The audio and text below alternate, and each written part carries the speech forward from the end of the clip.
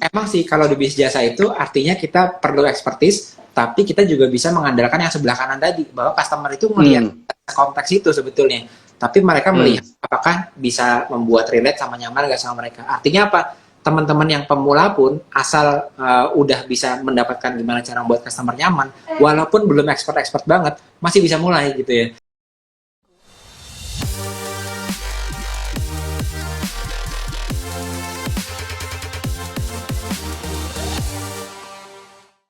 Hey guys, we are live now. Hai sobat-sobat The Consulting, gimana kabar buat teman-teman sekalian? Semoga semuanya selalu diberkatin ya guys, selalu sehat, selalu banyak rezeki, selalu usahanya lancar, selalu panjang umur, selalu semangat ya. Pokoknya yang baik-baik lah ya. Semuanya yang baik-baik buat teman-teman sekalian ya. Kita akan ngobrolin soal bisnis, soal cara marketing guys ya. Jadi gini, acara kolaborasi yang kita lakukan dengan Sekolah Pembisnis ya. Dan hari ini kita akan ngobrol dengan Pak Yosef Abbas ya. Beliau akan ngobrol soal tambah income ya, tambah income tanpa jual barang ya. Cara marketing the invisible business jasa. Wih, keren guys ya. Jadi ini salah satu topik yang menarik di mana nanti teman-teman bisa belajar juga terkait dengan cara menambah income tanpa jual barang ya. Itu yang akan kita bawakan kurang lebih 1 jam ke depan, dan semoga materi atau topik IG Live hari ini The Ngobis bisa bermanfaat buat teman-teman sekalian ya. Saya akan undang Pak Yosef untuk join ya, semoga dengan marketing ya. Halo, apa kabar Pak? Baik Pak, baik. Akhir tahun mantap. Akhir tahun ya Pak ya, akhir tahun nih ya. Tadi sempat introduce di Pak Deddy ngomongin mengenai akhir tahun. Yes. Ini biasanya kalau akhir tahun teman-teman ini mulai mikirin soal ini Pak, soal omset, target, deadline gitu ya. Apalagi Desember nih, ini akhir November udah Desember, hari besok.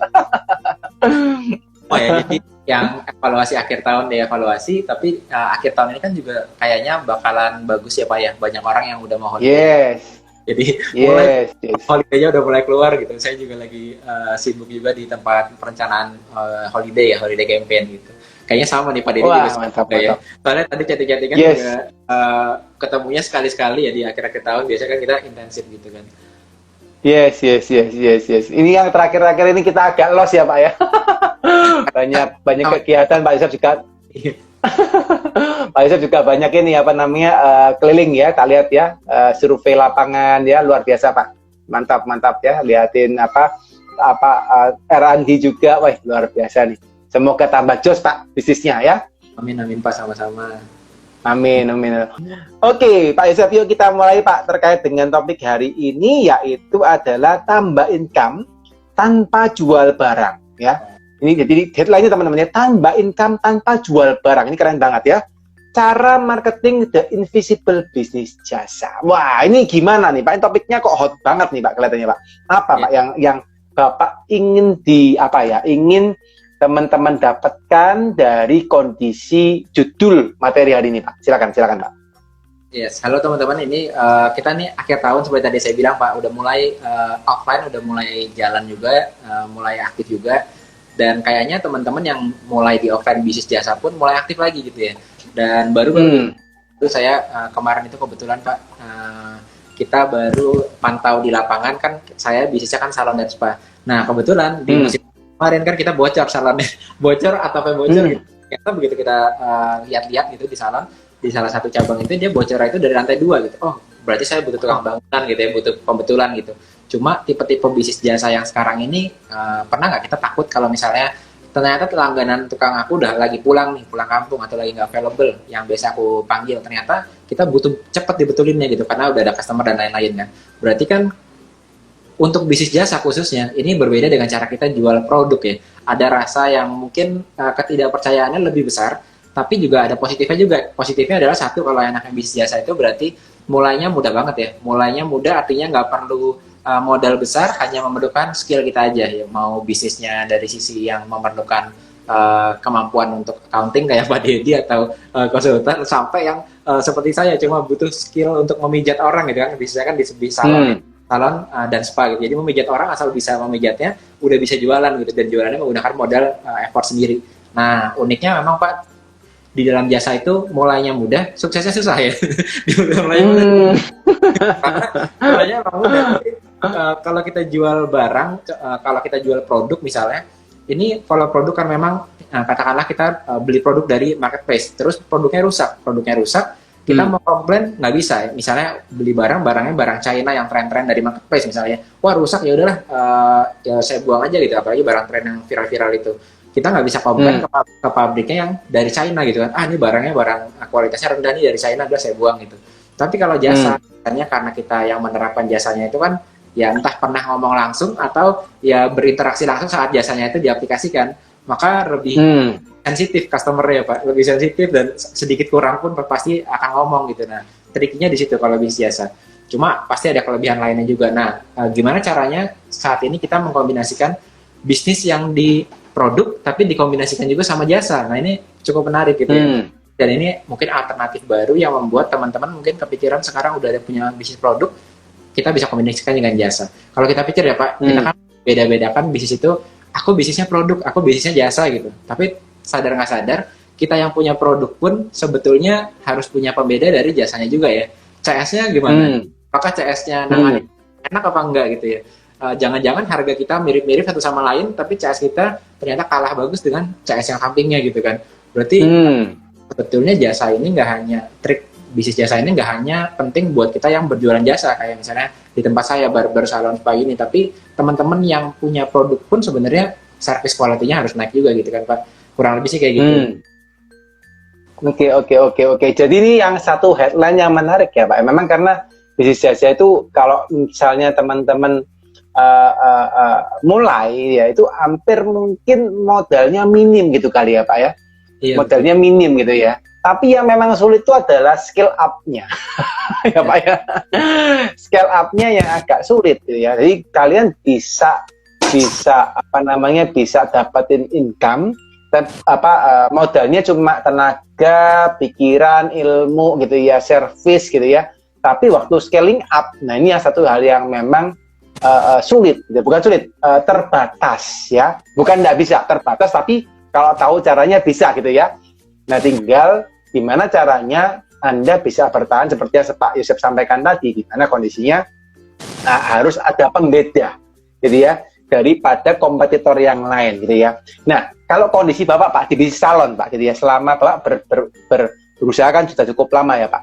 Apa sih Pak kesulitan-kesulitan yang terjadi Pak ketika Anda melakukan bisnis jasa Pak Yusuf? Enaknya bisnis jasa tadi tanpa modal, tapi begitu teman-teman udah mau scale up, tantangannya tadi betul katanya Pak Deddy ya Pak. Begitu scale up-nya lebih tricky daripada produk ya Pak. Kalau produk ini tinggal tambah inventory, kita ada warehouse-nya dimasukin produk yang lebih banyak, artinya kapasitasnya akan lebih besar, terus tinggal didistribusikan. Nah, kalau jasa biasanya kan HRD banget ya, atau banyak orangnya gitu, kita harus scale up dengan cara memperbanyak orang dan memperbanyak cabang, misalnya kalau kita bisnis jasanya yang pakai outlet.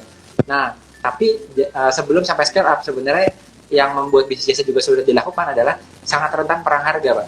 Jadi kalau produk kan ya Pak, ada modalnya ya. Kita dari pabrik berapa, jadi reseller berapa profitnya, jadi distributor berapa, jadi agent berapa.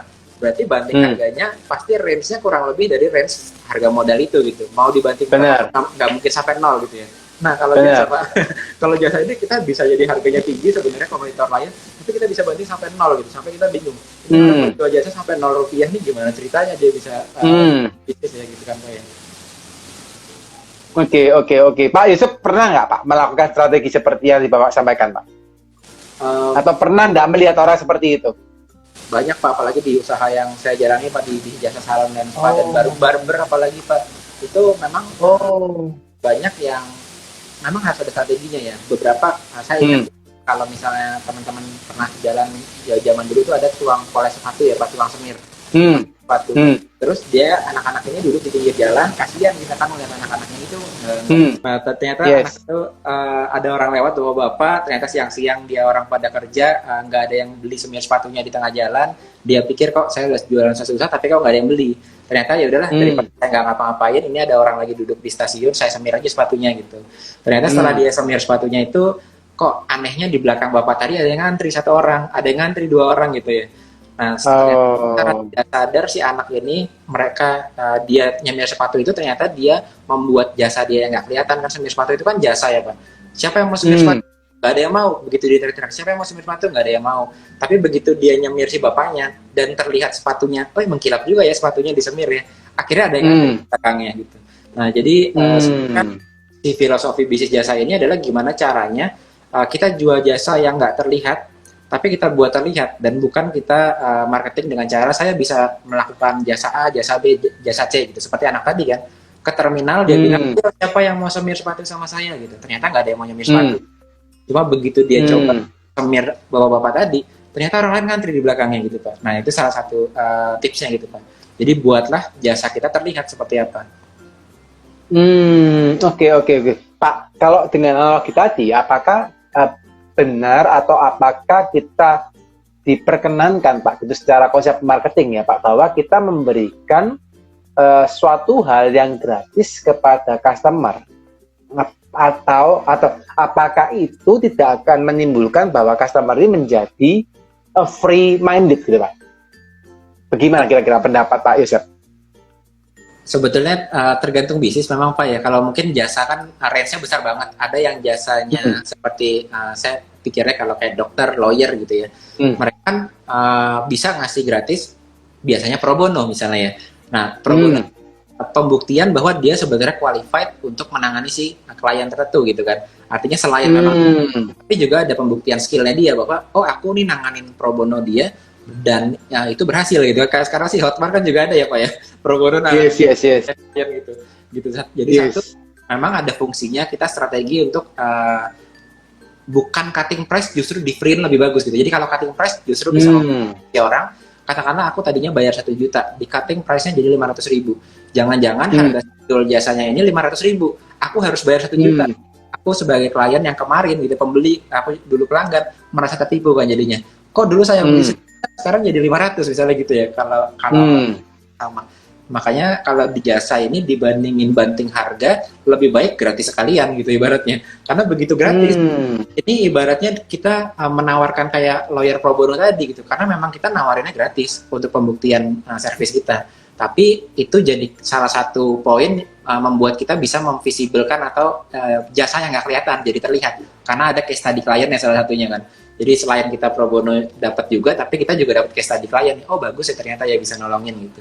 Tapi kita juga mengubah persepsi klien kita. Jadi kayak atau pelanggan kita. Harganya tadinya 2 juta dipotong jadi 500.000. Oh tadi berarti yang kemarin saya beli saya salah nih. Kemarin baru aja beli 2 juta. Ternyata sekarang turun jadi 500.000 gitu. Terutama kalau jasa sih Pak. Kalau untuk mungkin bisa pakai cara potong harga gitu ya. Kayak gitu. Oke. Jadi malah better kasih gratis sekalian ya Pak ya, daripada dikasihin potong harga ya. Takutnya malah si customer yang beli awal kecewa gitu. Maksudnya Pak Yosef ya. Iya, kalau jasa tertentu yang sifatnya kayak tadi ya cukup kompleks ya Pak. Jadi bagus mending kasih. Kalau jasa yang tertentu yang kayak massage dan lain-lain itu kan lebih enak karena kita misalnya kalau saya sih sebutnya kita bisa punya beberapa strategi untuk menawarkan juga ya. Misalnya di awal kita kasih gratis, tapi gratisnya kalau dia bawa orang. Kalau barber kan gitu Pak biasanya. Jadi barber yang target audiensnya di dekat sekolahan gitu biasanya dia akan narik si anaknya potong gratis asal si bapaknya potong juga gitu misalnya. Jadi gratis untuk kedua gitu biasanya kan, gratis untuk customer kedua. Itu kalau kita marginnya sangat-sangat tipis biasanya akan mainnya kayak gitu. Tapi kalau marginnya agak lebar berarti pro bono biasanya arahnya. Karena kan pro bono kan membangun kualitas kita, kualifikasi kita sebagai apakah kita coach atau konsultan atau dan lain-lain gitu Pak biasanya. Oke. Menarik. Ini satu ide yang memang bisa direalisasikan ya Pak. Cuma boleh enggak Pak? Misalnya dikasih satu tips gitu ya, karena khawatirnya teman-teman ini dapat cerita dari kita terus mereka mau melakukan gratis gitu ya. Nah, tapi yang kita pikirkan nah ini Pak, ini kan tricky gitu ya. Dapat insight-nya hari ini malam ini ngomong sama Pak Yosef, wih, gratis nih, bagus nih, langsung gratis Pak gitu ya, besok kan gitu. Nah, yang perlu kita garis bawain, apa yang mesti kita pikirkan Pak, ketika kita itu memberikan promo gratis, tapi tidak secara gratisan seterus-menerus. Nah, ini apa Pak kira-kira Pak? Tipsnya Pak? Ya, sebetulnya kalau promo gratis ini mirip kayak kalau di produk potong harga ya Pak. Kita bisa Yes, potong harga terus-terusan, tapi kan bisnisnya nggak akan jalan. Sama seperti yang di benar, jasa-jasa yang sering kita benar. lihat paling parah kan di sisi graphic design gitu ya, yang Hmm, edit-edit. Itu kan potong harganya udah bukan potong harga lagi ya, mungkin hmm, harga luar biasa parah gitu. Kalaupun dijual mungkin hmm, harga price-nya itu juga mepet-mepet gitu, ibarat sama effort yang dia keluarkan hmm, timpal gitu kan. Nah, hmm, sebetulnya yang saya bilang tadi, potong harga itu di awal memang untuk dapat attention bagus, atau free itu untuk dapat attention bagus. Cuma bukan hmm, bisnis untuk mendapatkan customer jangka panjang gitu, karena semua pebisnis jasa yang punya skill pasti bisa harganya 200 dipotong jadi dipotong harga atau hmm, di-free-in, kan semuanya bisa melakukannya ya Pak ya. Tapi yang hmm, banyak nggak bisa melakukannya gitu, itu biasanya adalah satu, membuat jasa yang nggak kelihatan jadi kelihatan, sama kedua adalah membangun personality bisnisnya kan Pak ya. Kalau terutama di bisnis hmm, yang kita nih di bisnis barber, salon atau di spa juga, yang kita memanage-nya itu talent-talent atau karyawan-karyawan ini yang ibaratnya pendidikannya nggak terlalu tinggi juga, jadi middle low gitu. Jadi mungkin ada hmm, beberapa yang sampai S1 atau sampai SMA gitu, tapi kebanyakan kalau kita yang di tempat terapis dan lain-lain itu, atau di barber capster itu, biasanya kan tidak terlalu tinggi pendidikannya.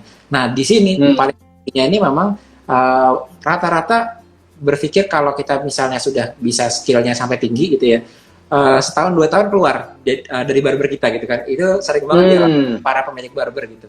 Nah, hmm, asumsinya begitu keluar, dan setiap ada orang keluar kita rekrut baru lagi dan diajarin hmm, lagi untuk barber. hmm, Kan artinya setiap tahun ada orang yang belajar skill barber baru terus. Tapi pertanyaannya, hmm, kenapa jumlah orang yang bisa buka barber nggak sebanyak itu gitu? Ternyata hmm, cuma dengan skill barbernya aja dan dia buka barber, itu memang nggak bisa membuat punya bisnis jasa yang bagus ya. Apalagi biasanya kalau hmm, udah lama, setahun sampai 2 tahun 3 tahun keluar, nawarin jasa barber ke yang lain misalnya, terus cara menawarkannya memang ya, karena satu-satunya cara marketing yang dia bisa lakukan adalah potong harga, maka dipotonglah harganya. Kalau di salon hmm. atau di barber harganya katakanlah 50, kalau di saya cuma 10.000 misalnya gitu ya. Ya bisa sih, cuma kan nggak sustain, buat diri dia sendiri nggak sustain sebenarnya. Yes, yes, Ya, yes, yes, yes. sampai titik itu baru sadar mereka, oh iya ya ternyata kalau mau berhasil itu memang bisnis itu ada, saya bilang kan memang kalau di tempatnya Pak Dedi ya Pak ya, kita di bisnis itu Hmm, jebakannya ada dua ya Pak, terutama di bisnis hmm, jasa. Kalau di bisnis produk, jebakannya mungkin cuma satu, kita bisa jualan, kita anggap kita bisa punya bisnis, itu kan jebakan di bisnis produk hmm, Pak ya. Oh, aku bisa hmm, hmm, jualan terus pakai Facebook Ads, pakai ads yang lain, TikTok Ads, udah terjadi penjualan, berarti aku bisa punya bisnis. Kemungkinan besar itu hmm, udah bisa jualan, hmm, bisa sales and marketing, padahal belum tahu di belakang yang menunggu ini banyak banget ya, ada masalah dari hmm, sistemnya, ada masalah HRD-nya, ada masalah hmm, finansial, udah bikin jelimet puyang gitu kan. Tapi ternyata kalau hmm, bisnis jasa, selain jebakan tadi itu, ada jebakan namanya, saya bilangnya expertise, jebakan expertise gitu Pak. Jadi oke. sebetulnya ini dari waktu kita sekolah sih menurut saya sih. Jadi kalau kita di sekolah kan kita ditekankan bahwa semakin kita belajarnya bagus, kita punya skillnya naik, tingkatnya naik, Hmm, maka jadi yang paling bagus nilainya di sekolah. Jadi secara otomatis kita berbisnis yang pakai bisnisnya expertise, kita berusaha naikin level kemampuan kita untuk menguasai suatu hal tersebut gitu. Nggak salah juga, hmm, Pak, nggak salah juga. Ini kan saya sharingnya dari kacamata marketing ya teman-teman ya. Soalnya hmm, kadang takutnya ada yang memang meningkatkan expertise lalu berpikir berarti nggak penting dong punya level expertise yang bagus. Ya penting banget, kalau hmm, berarti kalau kita hmm, jual hmm, makanan kan makanannya harus enak ya Pak. Masa jual hmm, makanannya nggak enak terus promosinya bagus gitu. Nah jadi hmm, hmm, hmm. memang betul expertise-nya mesti harus kita tingkatin terus gitu ya. Kayak misalnya tadi lawyer atau dokter, atau bahkan kayak saya barber gitu ya, barberman-nya ini banyak yang beli tools tambahan-tambahan, atau dia bahkan beli course-course yang cukup mahal untuk potong rambut. Ada yang ngambil course sampai ke Jepang dan lain-lain gitu, ada yang ngambil course sampai ke UK kan, barber kan di UK juga bagus gitu. Udah ngambil course Hmm, jauh-jauh dengan harapan kayak kita sekolah tuh, makin hmm, naik skillnya berarti artinya rewardnya makin besar. Kalau kita di sekolah kan begitu kita belajarnya naik level, kemampuan kita makin menguasai banyak knowledge-nya, maka dapat nilai bagus gitu. Dapat nilai bagus dari sekolah gitu. Oh, rumusnya berarti hmm, kayak gini nih kalau kita usaha di jasa. Ternyata yang ditemukan, kita udah upgrade expertise-nya, udah ngambil course kemana-mana masalah skill potong rambut misalnya, atau barber, atau salon, atau spa, atau bisnis jasa lainnya, graphic design, atau animasi gitu ya. Ternyata yang kita alami begitu kita balik lagi ke dunia bisnis, aku kira ngambil skill yang lebih tinggi membuatku lebih laku di pasar gitu ya. Ternyata nggak terjadi gitu, dan itu banyak banget jebakan yang mengalami hal itu kan. Mungkin Pak Deddy kan juga di bisnis jasa juga ya Pak. Jadi ini salah satu jebakan yang mungkin di teman-teman yang di produk nggak mengalami, tapi teman-teman yang di bisnis jasa ini sering banget banyaknya kejebak gitu, dan nggak jarang juga ini membuat bisnisnya nggak bisa berjalan gitu kan Pak. Nice. Nah, Pak, tertarik tadi yang dari penyampaiannya Pak Yosef, di mana kalau misalnya kita buka barber gitu ya Pak ya, terus kondisinya adalah orang yang kita bekerja di kita setahun 2 tahun udah pinter nih gitu ya, udah potongnya jago, terus dia punya klien gitu ya, yang mana kondisinya dia bisa ibaratnya itu ya secara tidak tampak itu melayani Pak ya di luar jam kerja gitu ya. And then akhirnya dia bisa lakukan ya, atau bahkan dia bisa buka salon sendiri atau apapun ya Pak. Nah, itu kan akan terjadi terus-menerus Pak. Yeah. Nah, kalau di bidang Bapak kira-kira ngatasin hal seperti itu apa Pak yang harus dilakukan Pak? Iya. Mungkin perbedaannya kalau di jasa itu memang kan kita membelinya kayak tadi saya ketemu bisnis jasa, ketemu anak-anak yang di pinggir jalan tadi yang semir sepatu. Memang kita awalnya membeli ada yang semir itu pokoknya ada jasanya, urgent, saya lagi butuh atau lagi pengen saya beli. Tapi kebanyakan jasa-jasa karena itu kita perlu selain menjual produknya tadi, menjual jasanya atau expertise-nya tadi. Kenapa banyak mereka yang nggak berhasil adalah nggak berfokus sama relationship-nya kan, sama kita untuk ngedapetin trust dari orangnya gitu. Karena tadi di awal saya sempat tanya, siapa di sini yang merasa kalau misalnya kemarinnya lagi hujan deras terus bocor atapnya, kita mau nggak ngambil sembarang tukang untuk ngebanderin atap kita gitu. Ternyata kan kita nggak mau ya. Ada loh tukangnya. Tapi kita masih ragu-ragu gitu. Bahkan sekarang Pak, kalau saya nyari tukang itu, saya sempat membandingkan sama platform-platform yang nawarin review di beberapa platform pertukangan. Kan ada tuh sekarang ada beberapa platform. Saya compare juga gitu. Bahkan kadang-kadang kita berpikir, iya sih tapi harganya di sini mahal nih. Tapi dia udah ada jumlah kliennya bagus, reviewnya bagus. Kayaknya nggak apa-apa deh saya bayar mahal sedikit gitu. Dibandingin yang kita ngambil kita nggak tahu gitu. Nah berarti kan ada sesuatu yang terjadi ya, walaupun mungkin sebetulnya ada orang-orang lain di luar sana yang bisa betul atau rumah jauh skill yang lebih bagus. Tapi kenapa nggak bisa dapat klien? Mungkin karena belum membuat yang tadi jasanya itu yang tadinya nggak kelihatan atau invisible jadi visible. Nah, salah satunya kalau di bidang yang tadi pertukangan ya, cari review yang bagus, masuk ke platform-platform kayak tadi gitu kan, bisa ngumpulin kredibilitasnya mereka gitu. Nah itu penting banget sih jasa. Jadi kalau kita yang punya outlet berarti kumpulin tadi review dari Google misalnya gitu ya. Nah itu membuat jasa kita kelihatan. Atau sesimpel kalau yang aku sama sekali buta terhadap online marketing atau digital marketing. Nah, salon yang atau barbershop yang setahu saya itu menggunakan strategi itu yang kayak gini Pak. Jadi kan barbershop itu kalau awal-awal buka memang nggak terlalu ramai ya, begitu udah berjalan 3 bulan. Karena kan udah habis nih teman-temannya yang waktu grand opening gitu kan. Grand opening kan ramai. Begitu selesai grand opening nggak ada yang datang gitu. Nah, uniknya kalau di bisnis jasa, begitu salon atau barbershop atau si bisnisnya spanya dia itu sepi gitu ya, itu semuanya pada duduk-duduk kan, nungguin aja main HP, semua gitu, terapis atau casternya pada main HP semua gitu. Nah, tapi ada beberapa yang dia ngerti, oh ternyata bisnis jasa ini kuncinya adalah membuat yang nggak kelihatan jadi kelihatan. Nah, kalau di outlet beneran, berarti yang terlihat itu apa? Movementnya orang jalan-jalan di dalam outlet. Itu kalau di barber ada kacanya di luar, kelihatan ada movement gitu. Orang akan jadi tertarik nih ada apa, kegiatan apa gitu, karena memang bisnis jasa ini invincible, jadi salah satu yang bisa menggantikan jadi visible adalah pergerakan di dalam outlet. Nah jadi waktu lagi sepi, kita justru create something di dalam outlet kita buat sesuatu di outlet kita. Nah itu membuat yang tadinya gak kelihatan jasanya, malah orang jadi bertanya-tanya ini lagi ada apa gitu, salah satunya kayak gitu. Oke. Jadi create something ya Pak kuncinya Pak ya. Pak, tertarik tadi Bapak sempat ngomong soal Google review ya Pak, Google review. Menurut Bapak seberapa penting sih Pak Google review itu untuk bisnis jasa Pak? Mungkin kalau dulu itu nggak terlalu diperhatikan, Pak. Kalau setahu saya tadi seperti lawyer, dokter gitu. Udah ada yang dari generasi ke generasi itu mereka sama ininya, turun temurun ya. Oh, orang tuaku dulu kuliahnya di kedokteran, anakku juga kedokteran juga gitu. Udah punya klinik sendiri gitu ya. Tapi banyak yang ada di Google itu dicari nggak ada gitu. Dan mereka tapi sebenarnya yang zaman sekarang ini pola-pola kita tuh nyarinya kan dari online. Contohnya yang anak sekarang ya, siapa di sini yang termasuk anak milenial atau Gen Z yang mungkin kalau kita ada permasalahan pipa di rumah bocor atau tembok tiba berjamur, udah males untuk benerin ya kan kita kan.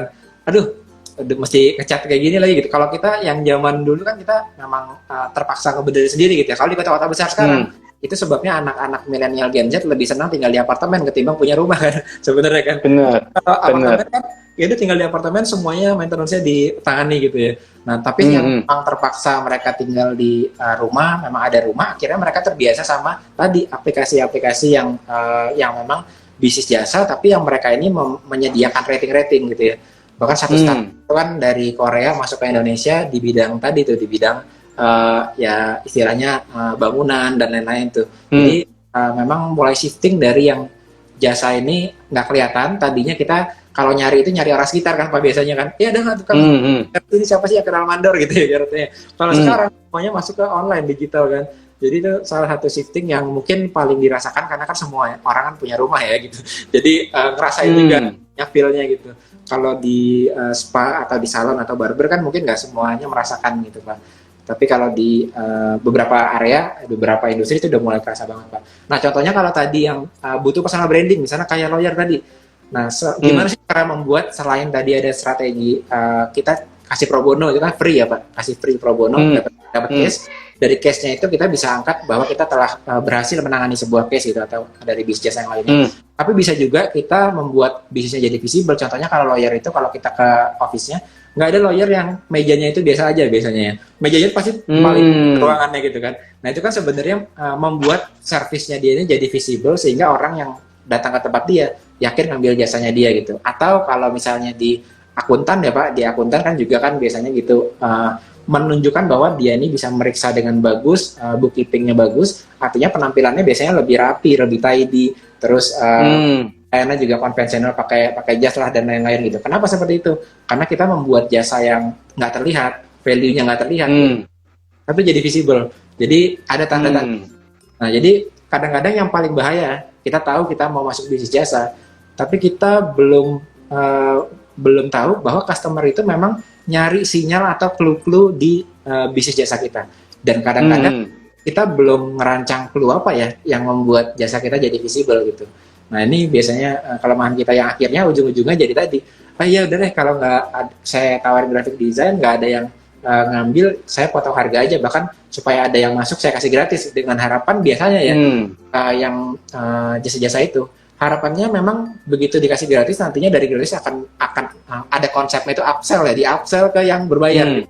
Tapi mungkin dari pengalaman ya Pak ya, orang kalau udah masuk yang gratis kan bisa di upsell sampai yang berbayar gitu kalau di bisnis jasa gitu, karena mereka udah percaya ya saya dapat gratis kok saya harus bayar gitu ya biasanya ya. Jadi, memang beda ya orang yang tadi Pak Deddy bilang, makanya tadi juga Pak Deddy kan sempat ini juga ya. Memang bener ya bisa strategi gratis, karena saya yakin orang yang masuk dari yang gratis sama yang jasa yang berbayar udah pasti beda orang kan Pak ya.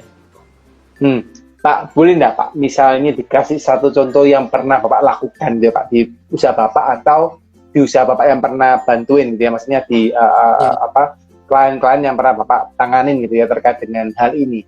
Gimana caranya kita di bisnis jasa itu bisa memberikan suatu hal yang gratis sampai akhirnya orang itu bisa membeli dan jadi customer loyal, Pak.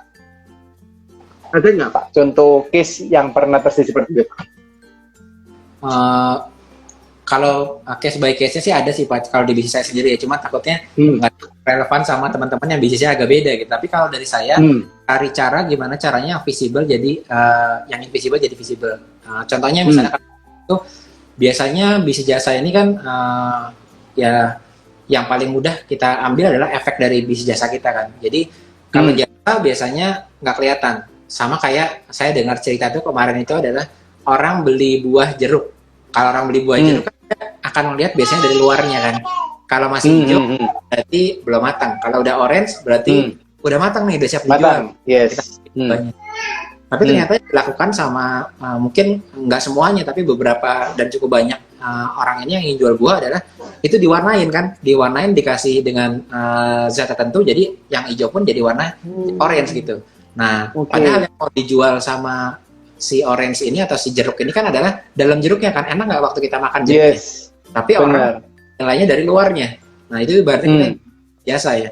Gimana caranya kita mau ngejual dalam jeruknya, tapi kita belum kulit, orang lihat hanya kulitnya aja. Nah, gimana ya cara kita untuk jeruk ini? Biasanya kan kita ceritain kan, ini jeruknya ini saya bawanya dari kebun apa, terus ditanamnya di mana. Jadi menceritakan proses kita untuk menghasilkan jasanya biasanya. Oh, ini dari sini. Jadi oh iya berarti jeruk ini dihasilkan dengan bagus ya, ditanam dengan bagus. Terus dari situ juga udah ada yang pernah makan jeruknya, ternyata dimakan sama orang ternyata hasilnya enak. Berarti kan ini kan kayak bercerita experience apa saat orang ini mau masuk ke tempat bisnis jasa kita, nanti kamu akan gini loh gitu ya. Jadi dibuat jadi visible. Nah itu membuat jadi visible-nya sih caranya bermacam-macam. Kalau di tempat saya ya saya balik lagi, biasanya saya menggunakan tadi tuh mirip kayak si lawyer pro bono tadi ya. Saya mengkoleksi case tadi, kalau di salon saya juga, di barber juga, di spa juga, itu lebih enak karena kan kita bisnis jasa yang ibaratnya kita udah punya skillnya, kita tinggal koleksi case study kan. Jadi di awal tujuannya koleksi case study gitu. Makanya teman-teman yang join, kalau ada di luar sana ya mungkin join kayak course-course yang sifatnya di sosial media gitu kan, pasti kan mereka akan ngomongin mengenai case study-nya dulu kan, case study orangnya gitu. Nah sebenarnya di bisnis jasa yang di offline pun sama gitu. Jadi kadang-kadang kita memang ragu-ragu untuk di awal-awal ini mengkoleksi case study karena nggak mau kerja secara gratis kan, biasanya kan. Aduh aku mau secara gratis gitu. Tapi memang yang paling penting servisnya mesti benar dulu ya teman-teman ya. Jadi service marketing itu kan marketingnya penting, tapi servisnya lebih penting lagi, kualitasnya gitu. Jadi pastikan kualitas servisnya bagus dulu gitu. Kalau saya baca dari salah satu buku yang saya suka kan dari Seth Godin tuh, dia ada namanya 10 People Principles. Jadi 10 orang. Kalau kita baru masuk bisnis jasa, kita coba dulu ke 10 orang yang kita tahu mereka udah kenal kita. Karena kan tantangan bisnis jasa tadi, gimana caranya orang bisa kayak tadi tukang yang kita nggak kenal tapi kita mau betulin rumah kan butuh kepercayaan. Maka kita shortcut dulu, cari yang udah percaya dulu. Siapa? Baru kita tawarin 10 orang tadi.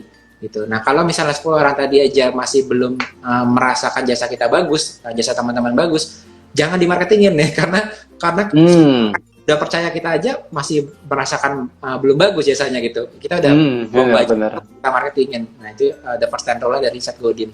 Terus yang kedua, misalnya teman-teman buat advertising buat jasa, misalnya aku udah punya salon, punya barber, punya klinik, punya atau jasa-jasa lainnya, pasang advertising itu yang bagus yang kayak gimana gitu, biasanya kan nanyanya gitu ya, pasang di sosial media itu bagusnya kayak gimana gitu. Nah kalau dari rule of thumb saya, dari cara kita mengevaluasi adalah pertama-tama kalau kita udah merancang ini kayaknya udah paling bagus nih, terus kita masukin ke promo gitu, bisa paid promote kah atau atau ads kah gitu. Tapi ternyata kita bilang bagus itu ternyata nggak bekerja, berarti mungkin ada yang salah dari service kita gitu ya. Karena produk atau service yang bagus memang sangat sulit, yang buruk memang sangat sulit untuk dijual kan.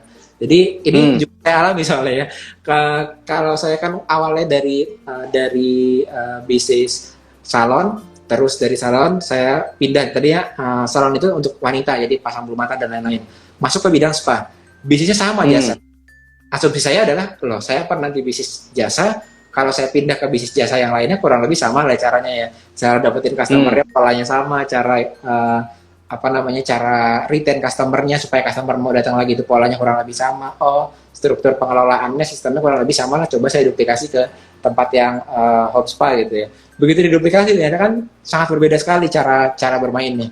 Tapi karena saya nggak tahu juga gitu, begitu baru pertama kali masuk waktu itu, terus akhirnya kita marketingin, udah pakai udah banyak budget di depannya, ternyata ini cara bermainnya sangat jauh berbeda ya. Misalnya kalau di bisnis yang home massage, misalnya home massage itu transport itu biasanya free, jadi nggak pakai transport sama sekali kan. Bahkan biasanya kalau home massage itu dari tempatnya si kita salon atau si tempat spanya ke tempat customer, ini si yang pijet atau siang massage ini harus bisa bawa motor biasanya satu syaratnya. Jadi dengan harga yang udah murah dan maunya itu transportnya gratis, biasanya itu kriteria yang di home spa. Nah jadi akhirnya cara bermainnya kita belum ngerti dan kita udah keburu marketing dan kita belum menguji bahwa oh ternyata memang cara bermainnya itu seperti itu akhirnya akan membuat kita jadinya nggak profitable. Nah jadi kalau pas awal-awal tadi saya bilang itu akhirnya sekarang begitu kita merubah sesuatu saya blast ke WhatsApp blast dulu kan karena database gitu, tes dulu oh ternyata ada komplain tertentu, ada feedback tertentu ya, maka kita modifikasi gitu dan cara-caranya. Nah ternyata sesama bisnis jasa pun memang nggak bisa dipukul rata, makanya kadang-kadang saya juga kalau ditanya ya saya share berdasarkan apa yang saya jalani aja gitu Pak. Ada general juga kan walaupun kayak gitu. Yes. Karena setiap bisnis caranya beda ya Pak ya. Iya. Caranya nggak bisa sama ya, mesti apa namanya dimodifikasi sesuai dengan kebutuhan. Tapi ini menarik ya Pak, karena kondisinya kan kalau kita lihat di lapangan gitu ya, bahwa ketika kita melakukan implementasi A gitu ya, tadi Bapak misalnya kita memberikan dia satu treatment gratis kalau orang kedua, gratis untuk orang kedua, orang yang pertama bayar, misalnya seperti itu kan bisa datengin orang baru ke tempatnya kita. Nah setelah itu kan apa yang kita mesti lakukan kan, itu yang mesti dipikirkan ya Pak Isep ya. Iya betul Pak. Nah ini tadi ngomong-ngomong mengenai sosial media, ini kalau mungkin kan teman-teman ingin belajar mengenai gimana caranya bisnis jasa di sosial media misalnya. Nah juga baru lihat mengenai TikTok untuk berjualan bisnis yang sifatnya ini jasa, dan ini masih jarang lihat.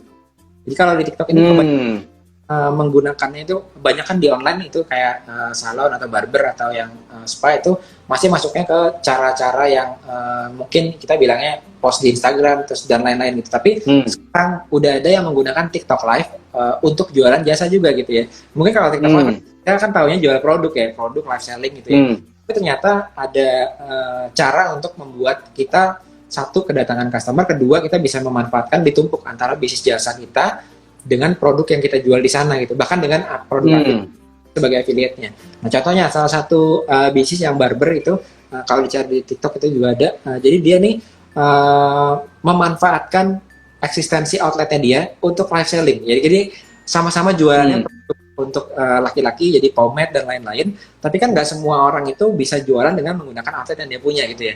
Dan si barber dia udah ada barbernya, dia live selling untuk sambil ngeliatin outletnya dia, tapi sambil dia jualan produk-produk dan jawabin si komplain-komplain atau pertanyaan-pertanyaan, kenapa ya kok rambut saya ini makin tipis misalnya, atau kenapa ya kok saya habis pakai gel itu kok kelihatannya rambut saya jadi kayak gatal gitu-gitu. Itu dijawabin sama di TikTok Live, terus diarahin ke produknya dia yang sebetulnya itu produk yang memang mereka jual, tapi yang berkaitan dengan komplain-komplain atau gejala-gejala masalah-masalah seputar barbershop gitu. Jadi sambil strateginya mereka itu sambil ada yang nanganin si kliennya mereka atau si pelanggannya mereka motongin rambut, si resepsionisnya atau si orang yang jadi resepsionis atau store manager. Tapi kalau masih kecil kan biasanya kita nggak ada store manager.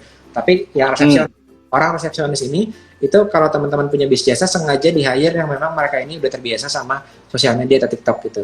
Dan ini udah ada di beberapa yang di bisnis jasa, terutama yang satu lagi itu pet shop juga sama Pak. Resepsionisnya cari yang memang dia ini bisa fasih di sosial media. Jadi yang dilakukan adalah dia ngebantuin untuk live selling untuk bisnis jasanya gitu. Jadi akhirnya source of income-nya ada 3. Jadi 3 tuh kalau barber atau salon atau spa ini mainnya kurang lebih sama.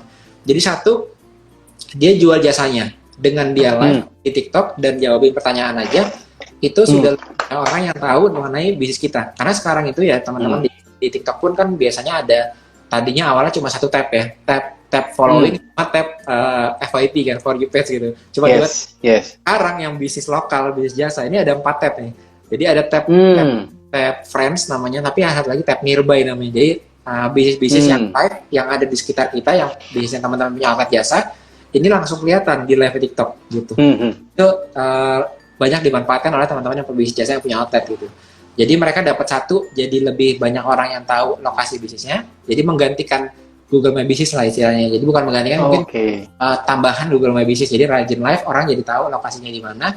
Kedua, mereka tuh biasanya numpukin atau menjual juga barang-barang solusi yang berkaitan dengan salonnya atau barbernya atau spa-nya gitu misalnya. Itu dijual juga di pakai keranjang kuning ya. Lalu selanjutnya juga biasanya mereka lakukan adalah mereka ngambil produk-produk affiliate dari bisnis lain yang berkaitan dengan barber juga gitu. Jadi ditumpuk. Jadi dia punya 3 source of income dari satu bisnis tadi gitu kurang lebih. Oke. Pak, penasaran kalau ngobrol soal TikTok gitu ya Pak ya, kalau apalagi terkait dengan bisnis jasa. Gimana sih Pak caranya supaya kita membuat satu konten di TikTok dan membuat itu ibaratnya gimana caranya supaya bisa FYP Pak gitu, supaya bisa lebih cepat naik tuh brandingnya dari teman-teman bisnis jasa. Ada nggak Pak tips-tips yang perlu dilakukan oleh teman-teman terkait dengan penggunaan media sosial berbasis TikTok Pak? Iya, ini kebetulan saya bukan orang konten Pak, bukan orang sosial media, expert juga kan. Jadi kalau masuk ke FYP mungkin bisa banyak banget belajar dari yang teman-teman kita yang seorang spesialis konten kreator Kak, ngajarin mengenai konten kreator. Kalau saya sih lebih sharing dari sisi pemilik bisnisnya gitu biasanya. Karena FYP menurut saya sebagai seorang pebisnis FYP itu bagus, tapi pertanyaannya kita bisa nggak FYP tiap bulan kan? Kadang-kadang kan juga sulit. Yang kita mesti lakukan adalah satu, punya sistem untuk konsisten creating konten seperti yang kita kayak Pak Didi sistem untuk creating konsisten konten. Untuk kayak tebak kan Pak ya, apalagi kalau kita udah nggak sendiri lah ya. Kalau kita bisa masih sendirian kita bisa nyoba untuk FYP ikutin terus, tapi kalau udah sebagai seorang bisnis ya Pak, kita kan sehari-harinya bukan sulit ya, benar. Di situ kan akhirnya kita yang penting punya sistem buat consistently creating konten. Tapi yang saya lakukan itu langsung promosi aja di daerah sekitar kita. Kayak TikTok sekarang itu udah bisa di Instagram juga sama saya melakukannya, menggunakan advertising tapi areanya lokal, dan ini udah bisa dilakukan di TikTok. Jadi itu untuk bisnis jasa gitu ya. Dan itu teman-teman mesti eksplor ke situ kalau bisnisnya itu yang sifatnya jasa kayak tadi. Nah, kan dengan kita potong harga, yang kita lakukan di online sekarang adalah kalau saya sih endorsement kan Pak, course endorsement. Jadi endorsement tadi atau dari konten kita itu kita masukin langsung sebarin ke area lokal gitu. Karena toh kalau FYP buat bisnis jasa yang lokal kayak saya misalnya salon, barbershop yang punya cabang gitu, kalau FYP itu nggak akan bisa terkontrol akan berapa banyak jumlah orang ke tempat kita gitu kan.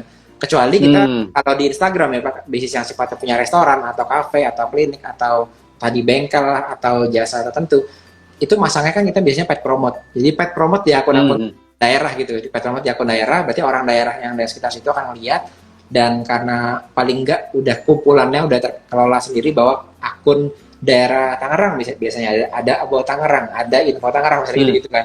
Berarti kan followernya udah ada kolamnya sendiri gitu.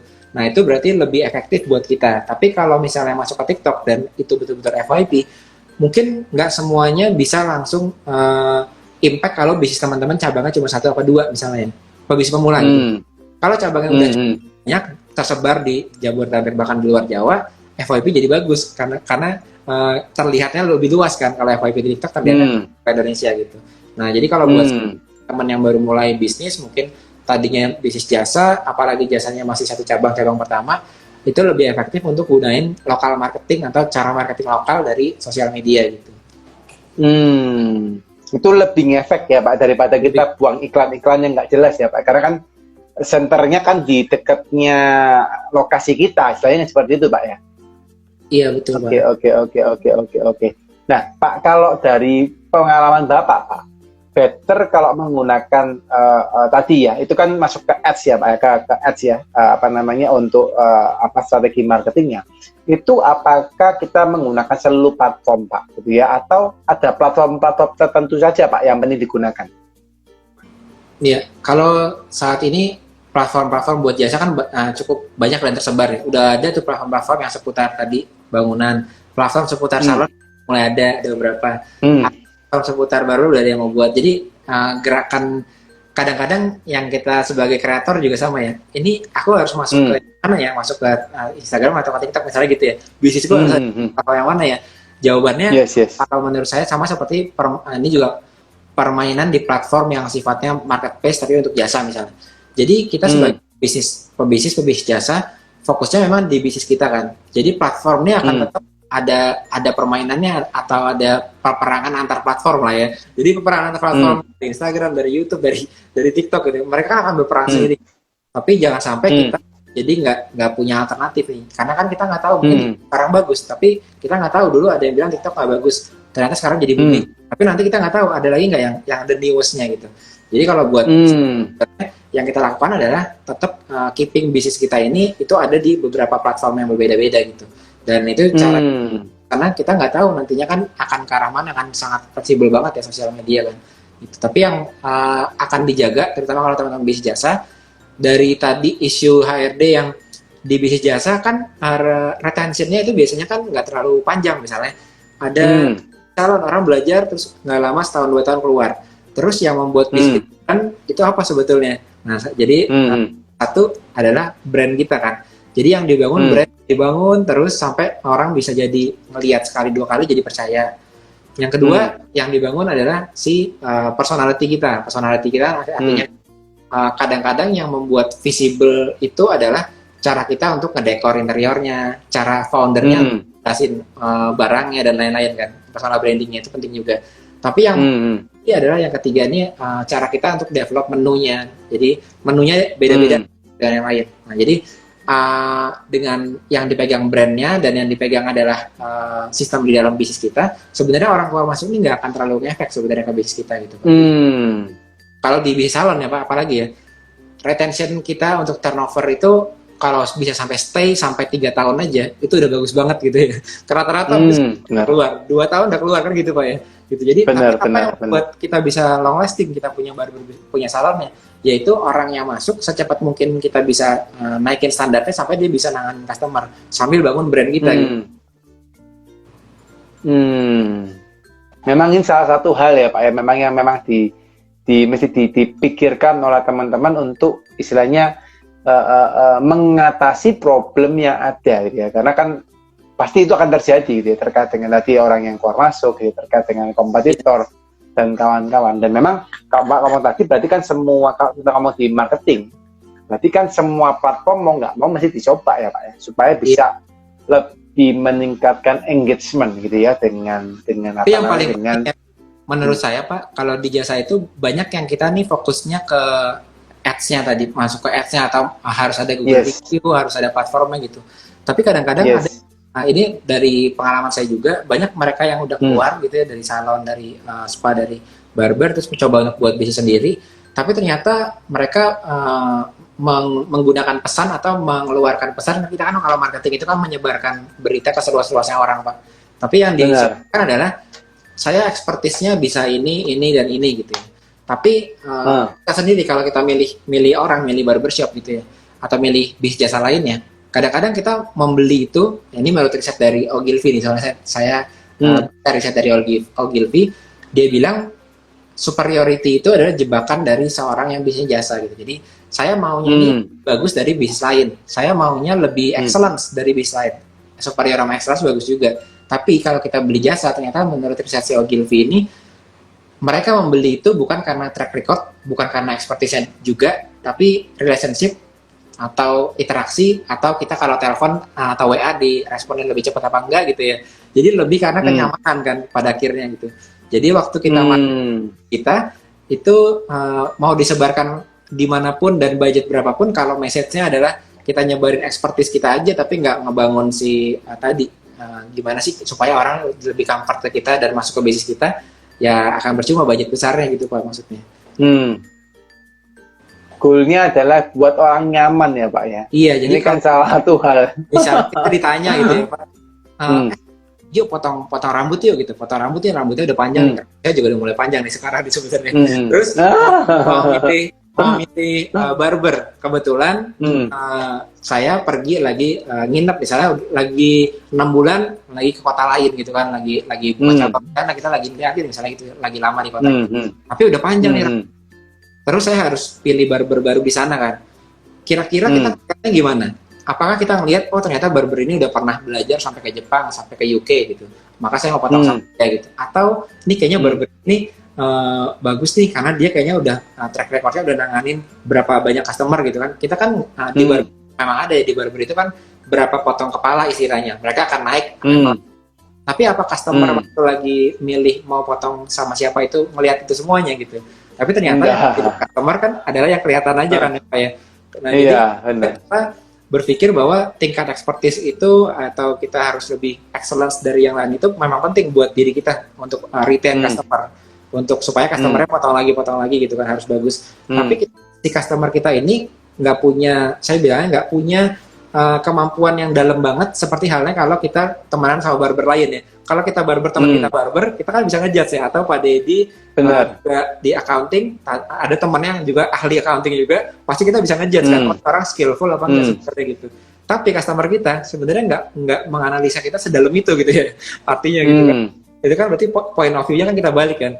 Kadang-kadang kita berpikir berarti aku harus bagus nih, aku harus certified ini, harus ngambil ke potong rambutnya harus pakai potongan barber yang berkualitas, harus pakai branded kalau potongnya gitu kan, supaya kualitas hasil potongannya bagus gitu. Tapi ternyata dari cerita tadi, kalau saya mau ambil ke barber yang baru yang saya belum kenal, semua itu nggak saya lihat gitu ya. Nah ini jadi trik buat atau jadi satu yang baru buat teman-teman yang bisnis jasa sebenarnya. Jadi kadang-kadang kita harus ubah sisi pandangnya Pak.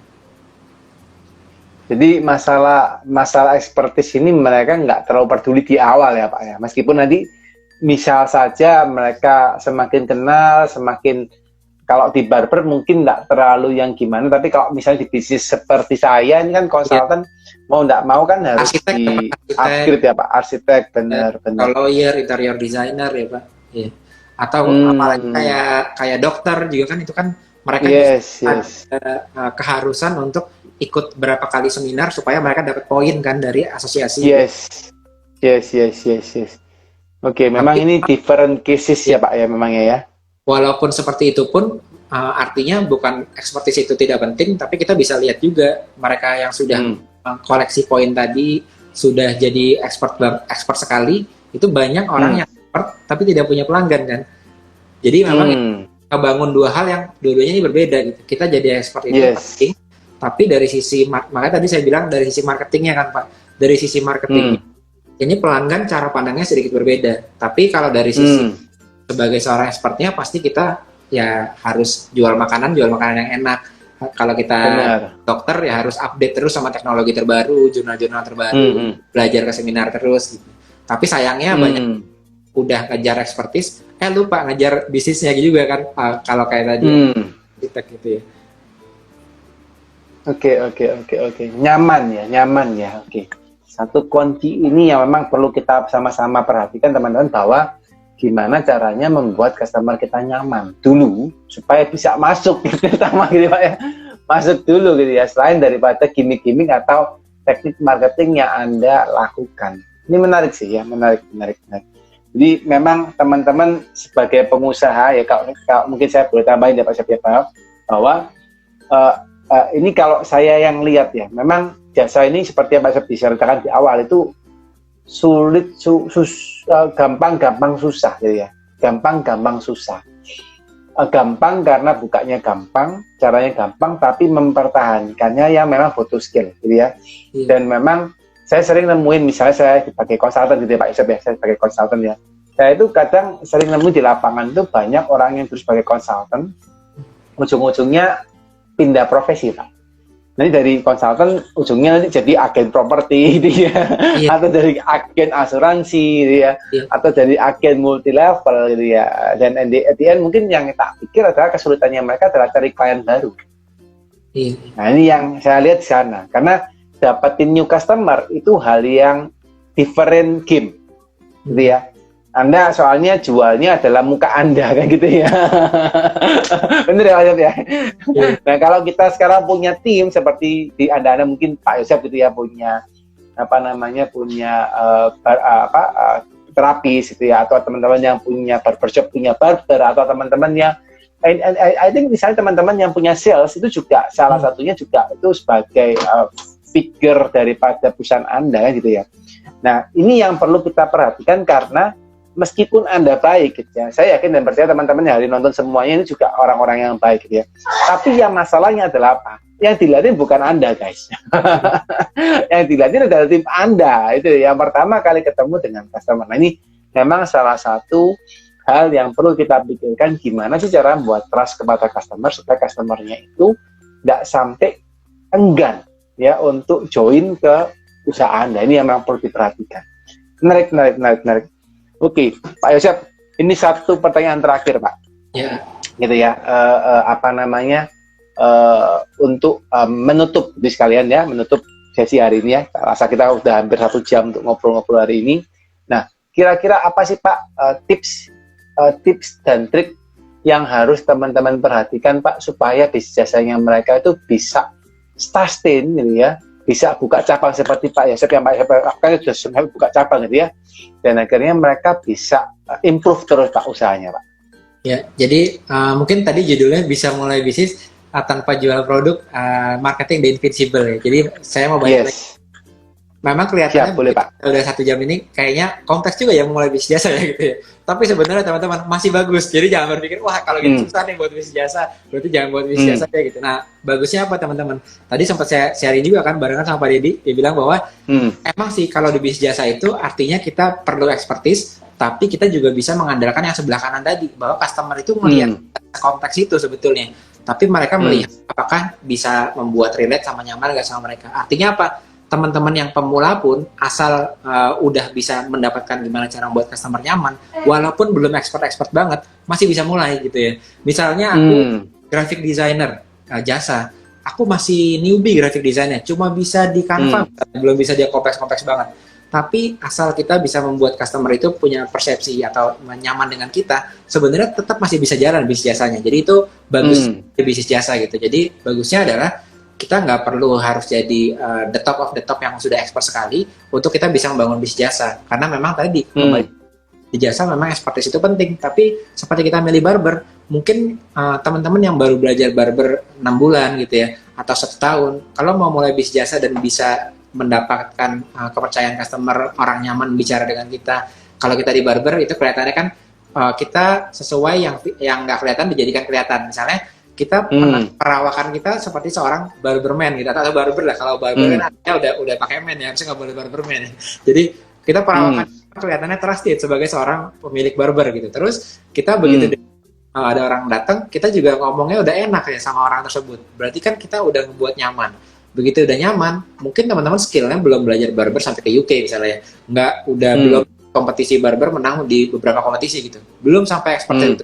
Tapi kita yang udah punya skill apapun itu masih bisa mulai bisnis jasa walaupun expertise-nya belum terlalu tinggi. Jadi itu enaknya bisnis jasa bahwa nggak harus expert banget, tapi kita udah bisa mulai gitu Pak. Oke. Nice ya teman-teman ya, sharing dari Pak Yosep hari ini ya. Gantian ya Pak Deddy, tadi juga mau gantian belajar soalnya. Siap Pak, siap. Ini memang satu hal yang menarik teman-teman, dan memang apa yang disampaikan Pak Yosep juga saya alamin ya. Dan memang itulah yang memang harus kita lakukan gitu ya, karena buat bisnis itu yang paling sulit adalah mempertahankan ya. Kalau teman-teman pernah lihat bahwa dari survei 10 tahun pertama itu dari 100 pengusaha, yang sisa itu tinggal 4 gitu ya. Kalau 20 tahun yang sisa tinggal 1. Jadi kita harus masuk ke dalam ranah yang 4% atau yang 1% itu gitu ya. Jadi gimana caranya harus keep improvement. Dan seperti yang saya omongkan di awal, bahwa sebagai seorang pembisnis, terutama teman-teman sebagai pembisnis jasa, yang harus diperhatikan adalah teman-teman harus selalu melakukan namanya PDCA. PDCA itu berarti plan, do, check, dan action. Jadi teman-teman harus ngeplan, harus punya plan, jadi punya apa sih yang harus dilakukan gitu ya. Terus kira-kira harus dilakukan, terus dilakukan gitu ya. Habis dilakukan, dicek lagi kira-kira apa yang salah. Terutama Pak Yosep kan ngomong soal service, soal pelayanan, soal gimana sih customer mau dengan Anda, karena bukan karena Anda pintar, tapi Anda bisa nyaman. Nah, itu juga perlu dicek terkait dengan tim-tim kita. Dan terakhir kita evaluasi dan apa yang bisa diperbaiki. Nah, itu yang perlu diperhatikan.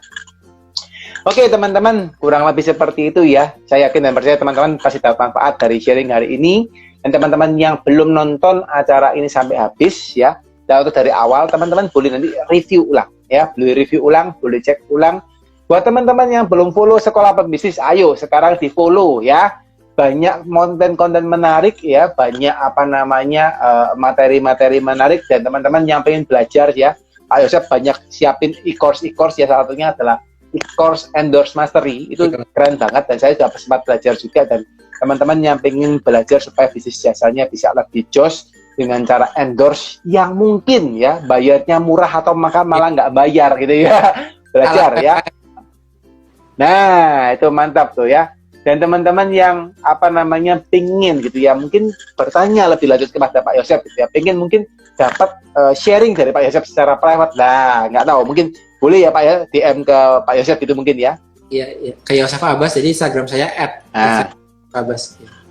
Nah, jadi Pak Yosef Abbas ya, nanti teman-teman searching aja di Sekolah Pembisnis pasti kelihatan tuh Pak Yosef pasti selalu ada di sana ya. Itu teman-teman ya.